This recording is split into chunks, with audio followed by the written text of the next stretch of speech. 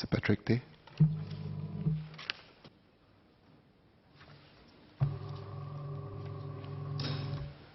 Mr. Speaker, sir, I rise in support of the bill which seeks to establish the Home Team Science and Technology Agency, HTX for short, and will be a statutory board under the Ministry of Home Affairs. While I support having a dedicated science and technology agency for the Home Team to augment and maintain our operational edge, I have three concerns which I hope Minister will be able to address and respond to. First, duplication of work and resources.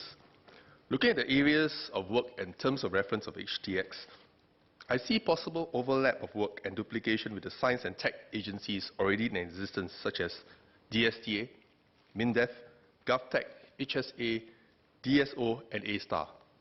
Some of these capabilities and expertise already reside within these agencies. What then is the rationale for setting up a HTX and not tapping on expertise residing within an existing ministry or agency like MINDEF, DSTA, or DSO?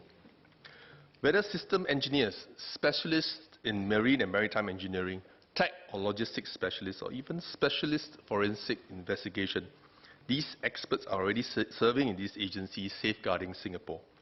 Shouldn't we strengthen those existing agencies instead of having to set up another dedicated agency? Notwithstanding, if HTX is eventually set up, how is the agency going to not just value add, but value create for the Home Team and Singapore in terms of safety and security? Second, manpower concerns. Singapore has a tight labour market situation, and there are exacting manpower needs and a demand for talent such as engineers, etc. Every additional new headcount created will be a strain for those hiring outside of the public sector. With the setup of HTX, I have some burning questions. What is the full extent of this new agency? How many are fresh hires outside of the Home Team and public sector? How many are transferred from each of the Home Team units such as SCDF, SPF, MHQ, ICA, and prisons, etc.? Will there be personnel transferred from outside of the Home Team such as DSTA, DSO, HSA, and GovTech?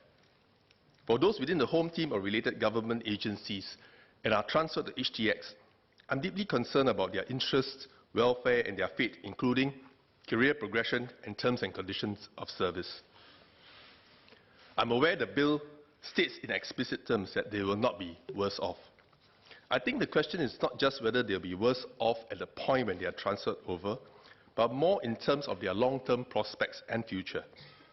This is especially pertinent as many of them may be in different schemes of service, such as the pension scheme, invest scheme, or other similar schemes of service which are unique to their service. These officers who may be affected by the transfer will naturally be concerned and uncertain about their future and what lies ahead. Section 47(5) of the bill states that the employee being transferred will be on existing terms until such time the conditions of employment are drawn up by the agency. When will the exact conditions of employment be ready so that the affected staff can be apprised of their new terms and conditions, and whether they will be given an opportunity not to take up the new terms and stay in their current job roles and schemes of service? Similarly, as with the setup of any new agency, amalgamation or integration, there will be new cultures to adapt to and new management to adjust to. Can the Minister assure this House that the affected employees will be well taken care of and truly be not worse off in the short term as well as in the long term? Third, classification of HTX as an essential service and accountability of HTX. I'm particularly concerned that under this bill, there will also be a consequent amendment of the Criminal Law Temporary Provisions Act to classify HTX as an essential service. This simply means employees employed in HTX may go on strike, but they are guilty of offence if notice of intention to strike is not given to their employers at least 14 days before the strike. I appreciate the sensitive nature of the work of HTX and that we must not and cannot afford strikes and disruption in such a sensitive area. Naturally, some are concerned as to whether it is something that infringes the right of every worker in Singapore and whether we are compromising the rights of workers in Singapore. As employees of the statutory board, I assume they can be union members and form a trade union and be collectively and individually represented. I look forward to the HTX working out an arrangement together with the trade union movement to ensure that workers within the HTX are represented and adequately protected.